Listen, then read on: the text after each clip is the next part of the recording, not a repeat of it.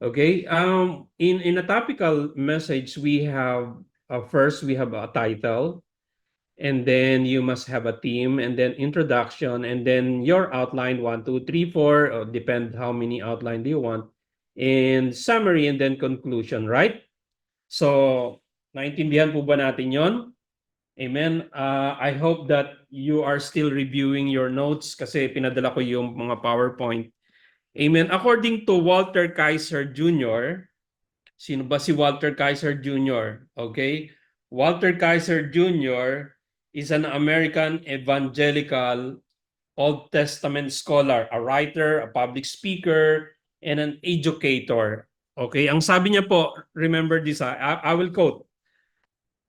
I'm going to quote what he wrote. You can preach a topical sermon once every 5 years and repent immediately.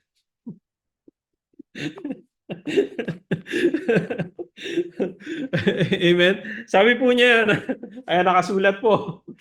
Nakasulat, you can preach a topical sermon once every 5 years and repent immediately.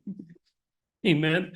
Kasi po sa topical sermon, napakarami pong, it sounds biblical pero theological po, marami po nagkakamali. Amen. So kasi po pulot-pulot lang yung hindi talaga in context. So pero dun sa outline na binigay natin or the lessons that we gave last time, if you're going to follow that, hindi po kayo mamamali. Amen? If you're going to follow. Kaya may mga rules and regulation po in making a message. Ano po? So tonight we're going to our lesson proper, and allow me to share my PowerPoint. Ayan. And before anything else, I would like to pray first. Kita po yung PowerPoint? Hit thumbs up. Ayan. Yan. Okay. So let us pray. Heavenly Father, Lord, we thank you, O God, for this wonderful evening. Thank you, Lord, that you are giving us the opportunity, Lord, to be used in the pulpit. And we pray, God, by the power of your Holy Spirit, we are not just only spirit-filled, but we pray that we will also be skilled. So that, Lord, when we share, when we serve your word, Lord, it will serve and it will edify the congregation, O God. It will build your church. It will speak up the truth, Panginoon. We thank you, O God, and we pray, Lord, this very moment, allow us, Lord, to understand, O Lord God, the teaching on how to prepare an expository sermon. Lord, though your servant is not an educator or a professor of this lesson, but I will give an overview, Panginoon, in order for us to have a background or an idea how to prepare an expository message, O Lord God. And we pray that this will be a tool and help so that, Lord, when your children, O Lord God, will be used, Lord, when you will call us, Lord, to preach your gospel, O Lord God, we will be able, O Lord God, by the power of your Holy Spirit and with the skill, Lord, that you have given us. We thank you, O God, in all that we do. We pray that you will be glorified. In Jesus' mighty name, we pray. Amen. Amen. So, just a review from our last lesson, our key verse again, why I'm going to repeat this, no? So that we can memorize this verse. Sabi roon ni Paul to Timothy, sabi niya, be diligent to present yourself approved to God. What is diligent means? Diligent means is industrious. Ano po? Industrious. Hindi lang industrious, ano pa? Kailangan hardworking ka, masipag. Ayan. Masipag. Ano po?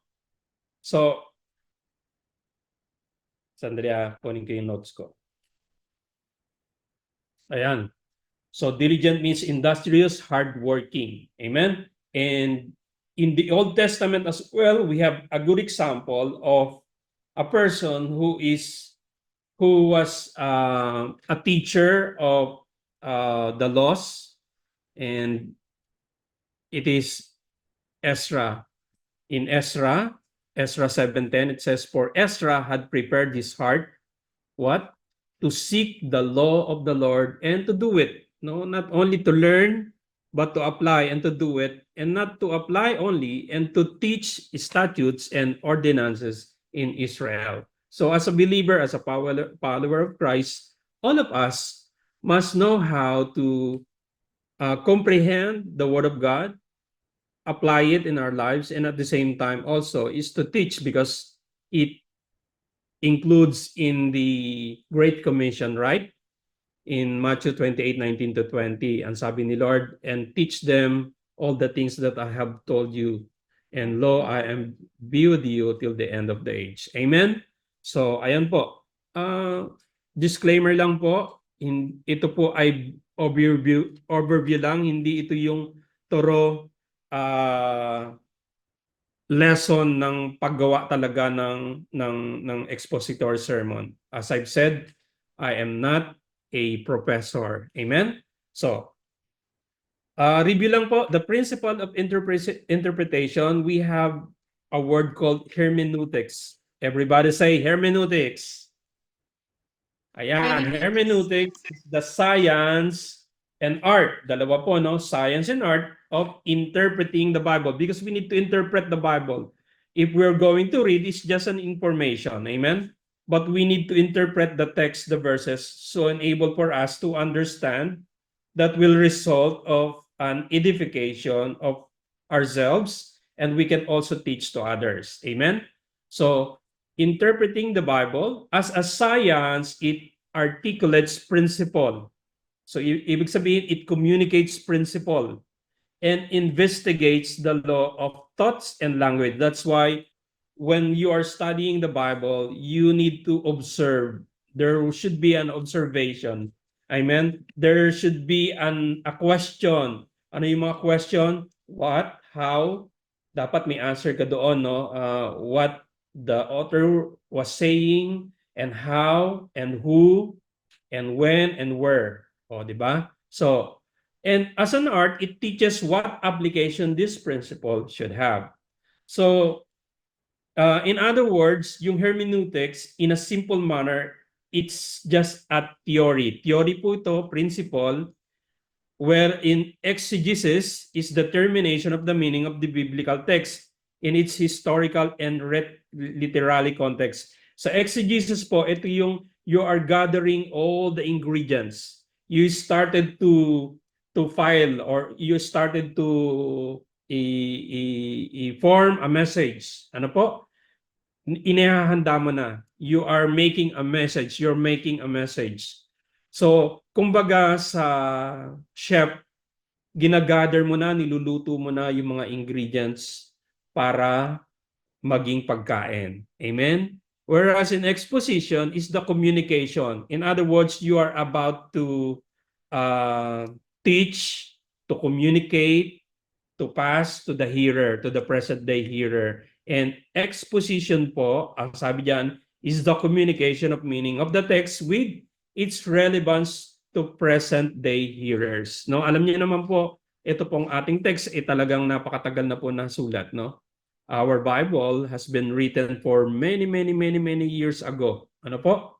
Thousands of years ago.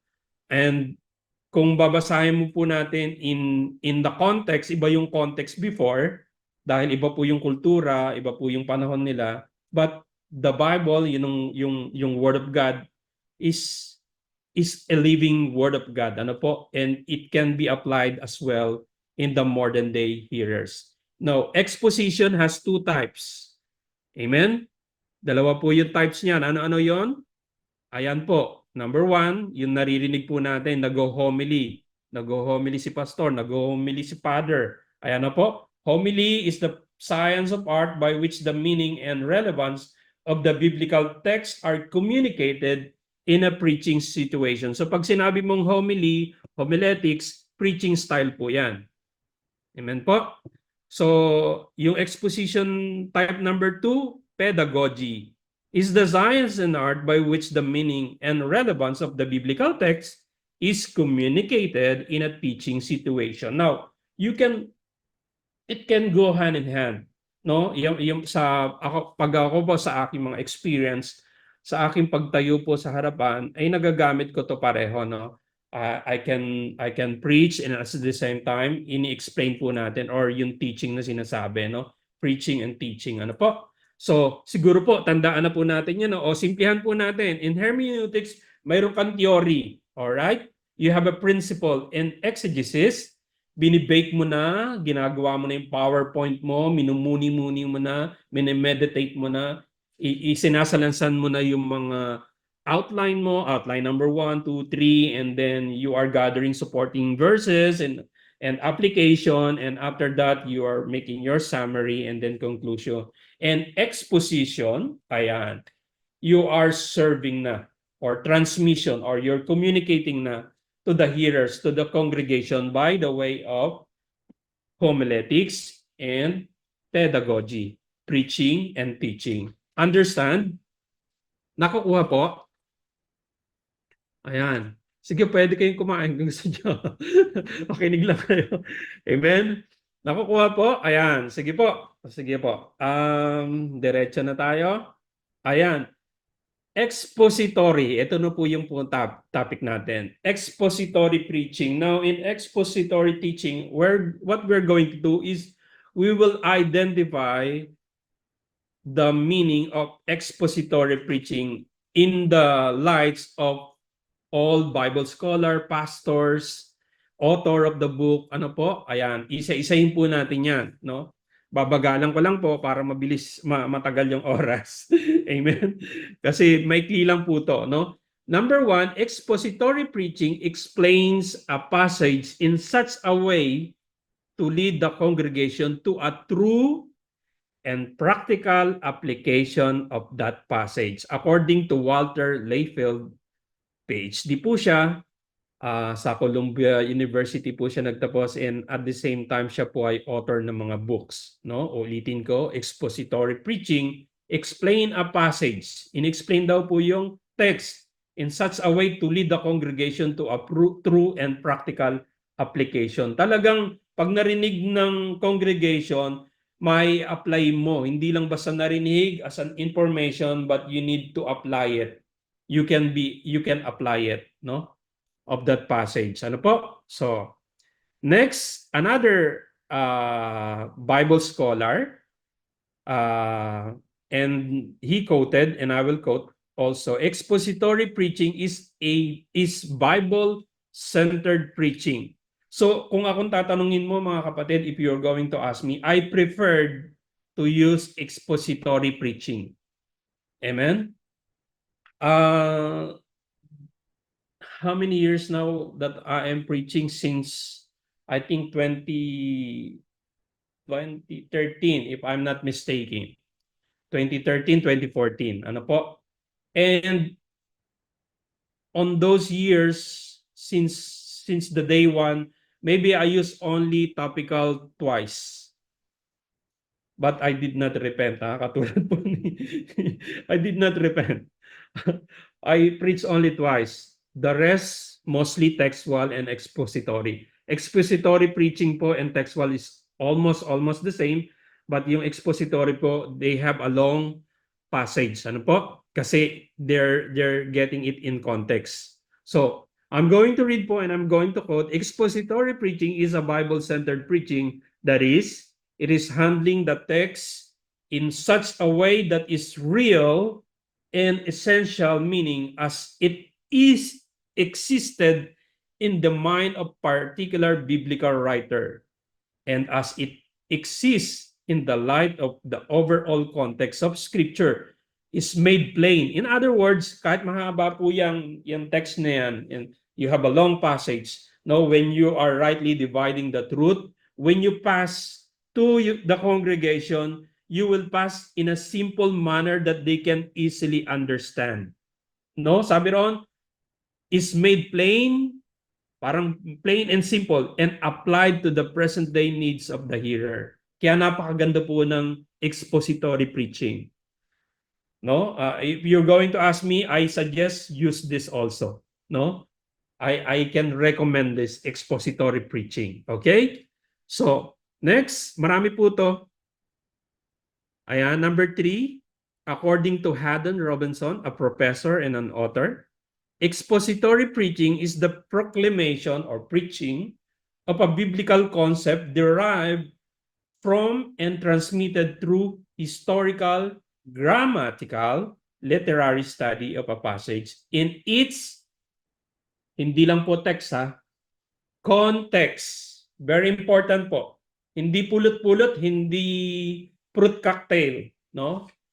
We should teach in a context, which the Holy Spirit, of course, we need the guidance of the Holy Spirit, has first made vital in the personality of the preacher, and then through him applies to the experience of the congregation. That's why we have the saying that when you are the one who's preaching, God allows you to experience what you are going to preach and then pass it on to the congregation. Amen? Ang ibig sabihin sa Tagalog, ipinararanas muna sa preacher yung ituturo mo. Tama po? Okay, next. Expository preaching is a discourse that expounds a passage of scripture. No, parang i-amplify mo, no? Organizes it around a central theme. Kaya dapat meron ka mga outline para naka-organize. Pero meron kang central theme and you have the main divisions. Yung naibigay ko sa inyo in a topical, ganun din po yung structure ng expository. Ano po? So, again, I'm going to read. Expository preaching is a discourse that expounds a passage of scripture, organizes it around a central theme and main divisions which issue forth from the given text, and then decisively applies its message to the listener. According to Jerry Vines, he is a pastor.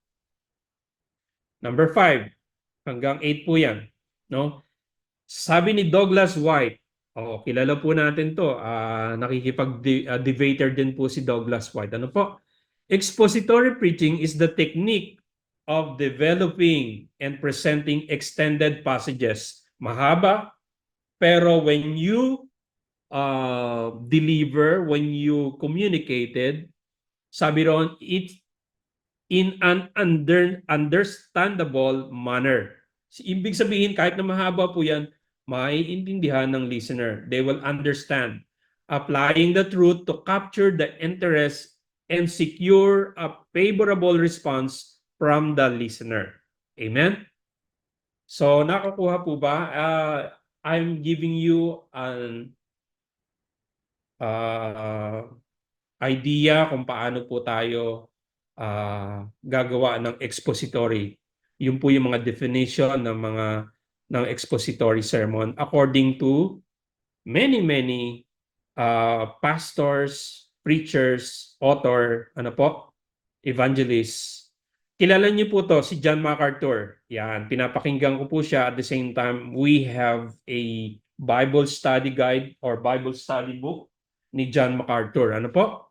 So sabi rito, expository preaching approaches the Word of God inductively, studies it exegetically, then applies it to the people expositionally. So kung nakikita po natin, yung pong hermeneutics, yung exegesis kanina nabanggit natin in the very beginning, plus yung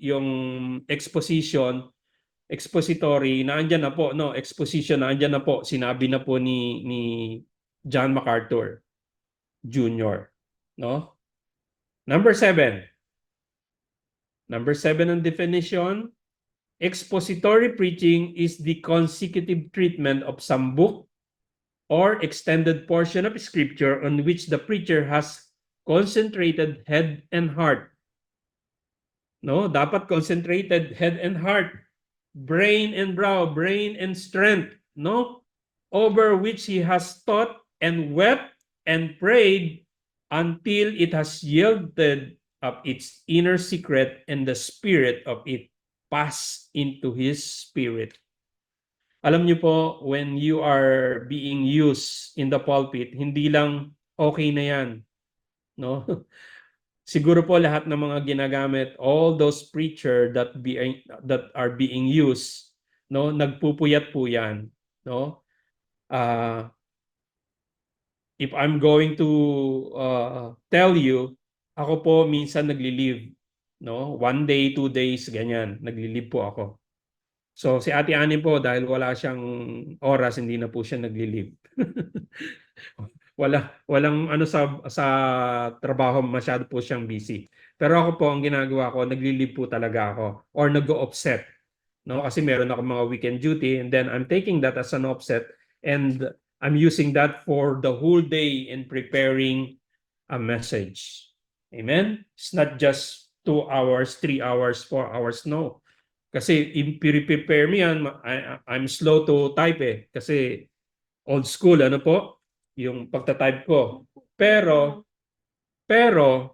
pag nag-meditate po ako, ayan, masarap mag-meditate. I-meditate mo yung ituturo mo.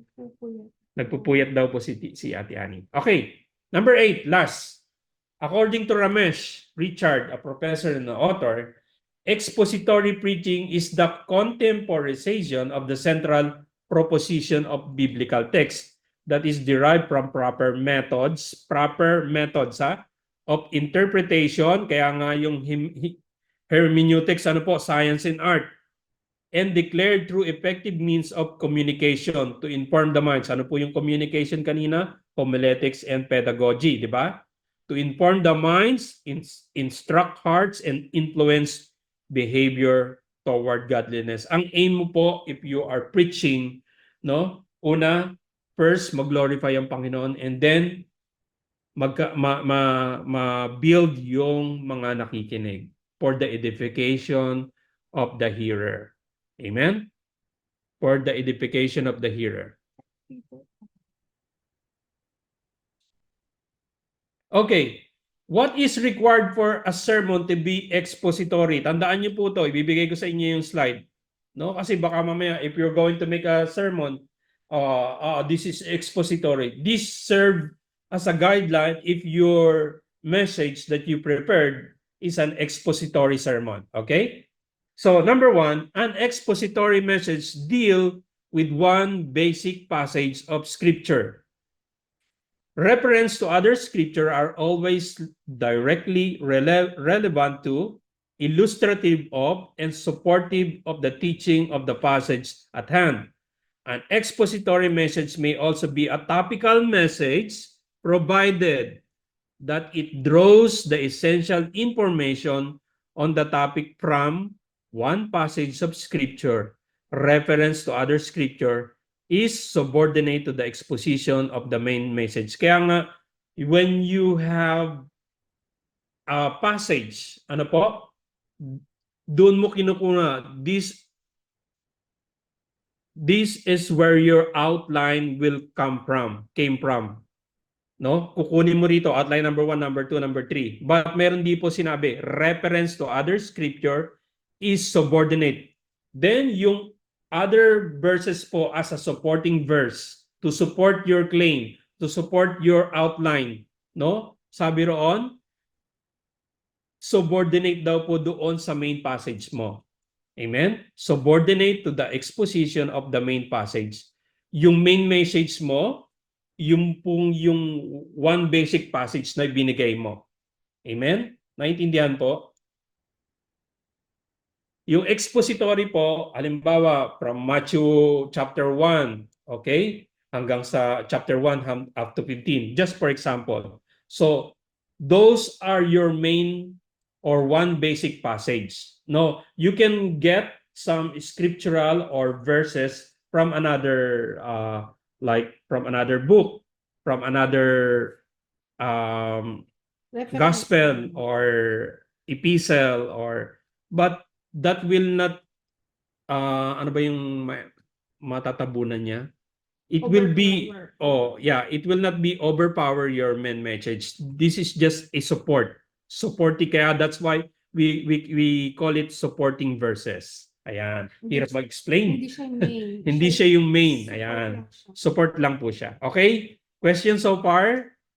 Ayan, wag na po kayo magtanong. Ibigay ko na lang po sa inyo mamaya yung ating PowerPoint. Number 2. No, number 2. Madali lang po to. An expository sermon message has hermeneutical integrity, no? It is faithful to the text. Ayan. So mayroon po ba kayo? Have you experienced that a preacher is giving his or her key verse and then when she or he preach, wala dun sa key verse? Di ba? No, a message can be a biblical but theological wrong. No? Can be a biblical pero theological is wrong. No? Ba kasi why when you give your key verse, when you give your text, when you preach, wala naman doon. Not even mention the title, ha? No? So, I don't want you to be a critics, okay? But you need to be observant, ano? So that you can learn also. You know why? I like the idea of the Bereans. When Paul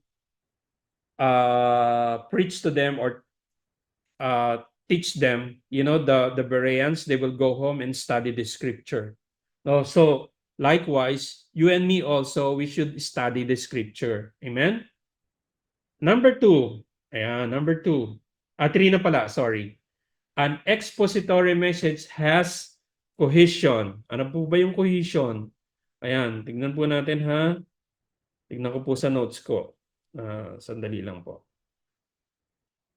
You can type, no? Kung gusto niyo po, you can type. Okay. Sandali lang.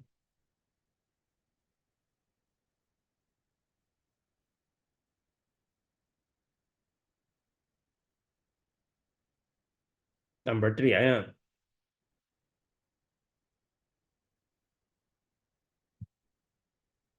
Wala siyang, wala siya.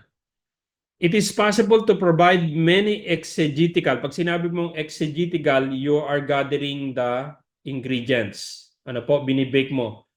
It is impossible to provide many exegetical insights from such thing as words and tenses, but yield to fail to string the gems. Ano po ibig sabihin? Hindi matumbok kung ano yung gustong sabihin. You fail to string the gems. Hindi po si Ate Gems, ha? Ayan. Hello? Nandiyan pa ba kayo? Say amen po para alam ko nandiyan pa kayo. Amen. Amen. Amen. So, Amen. yung pong cohesion, thank you po. Yung pong cohesion, yung pong mayroon pong unity or togetherness doon sa inaaral mo. Hindi yung pulot-pulot lang ba, no?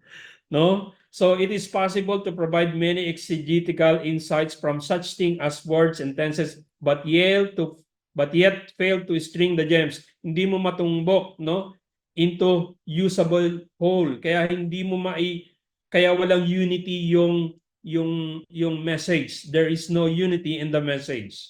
Okay? Genuine or genuine exposition is not a series of exegetical comments, unrelated truths, or cute outline. So, if you're going to check po, there are preacher na ang cute ng outline, pero may mali. Hindi po siya united yung kanyang message. No? Halimbawa, ano yung mga cute na outline? Mayroong mga tawag dito, mayroong mga like yung abbreviation, maganda, no? Like faith, F-A-I-T-H. Pero hindi naman buo or unrelated to other outline. So we should be very, very careful on how to prepare an expository sermon. An expository message has cohesion. Ano yon? Unity, togetherness, solidarity, or continuity. Amen po? So, number 4. An expository message has movement and direction. Meron daw pong movement and direction. Ano yon? The exposition brings the hearers towards the same point made by the author. No? The message does not simply state the main idea over and over without some design. So dapat po may design. Ano po? Merong direction, merong progression, no? Merong hindi parang ano lang, parang airplane that it take off and then go straight and cannot landing, no? Hindi maka-landing. Ayan, hirap mag-English. Praise God. Ano po, no? So an expository message has movement and direction. The exposition brings the hearers towards the same point made by the author. The message does not simply state the main idea over and over without some design. So dapat po may design siya which brings the listener along the truth. Otherwise, you will see some eyes closing, no? Inaantok, no? Inaantok. Ayan, malapit na po. Number 5. Oy, napindot na yung to be continued. Number 5. Sabi ron, an expository message has an application. Siyempre, may application po yan. Kaya nga lagi kong sinasabi ko doon, I'm always telling or giving an advice to those preacher, we should have an application because an application is a tool for the congregation to easily understand what your point, no? So napakahalaga po ng application.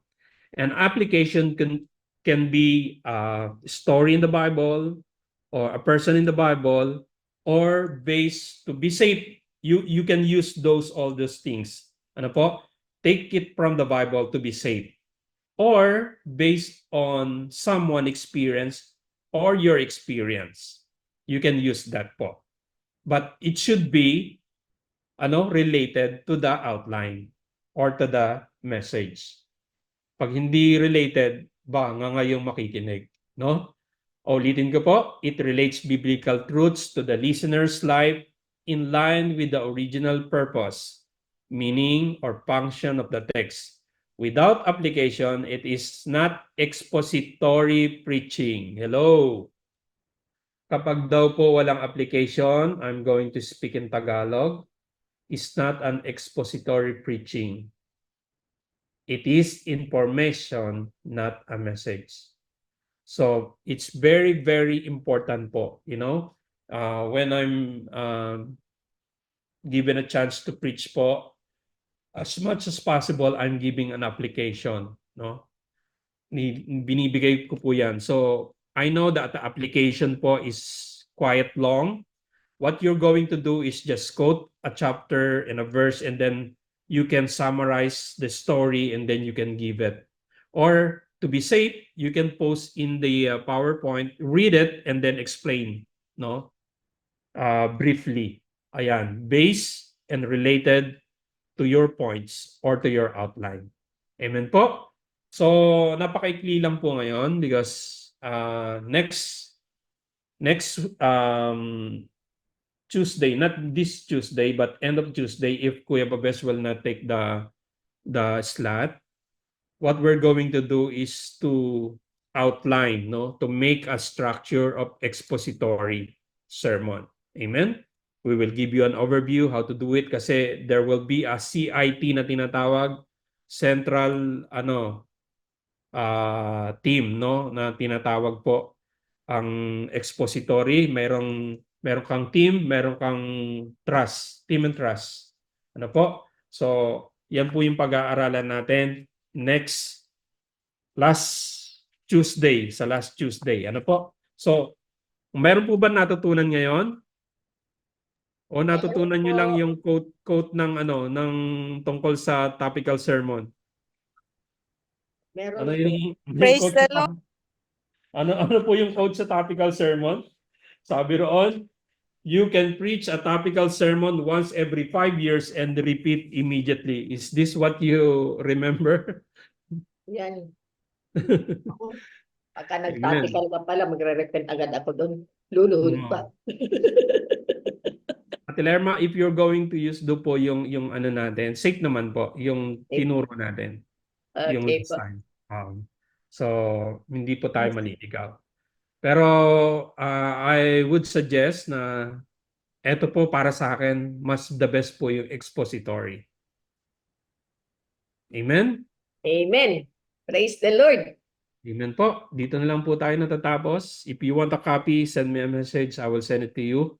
And then, if we will be given a chance on last Tuesday of September. I will continue the outline, paano po gumawa ng outline, how to get an outline, how to yung mga style no po ng mga outline, yung pare-pareho. Like the last time that I preach, ano po, like nakalagay doon, get involved, di ba? Yung mga ganon. Pare-parehong G, G, G, G, G, di ba? Get ready, mga ganon. So, okay po. Hi! Pray na po tayo. Amen. I know you are tired because the school started already, and so traffic also, and so hot outside.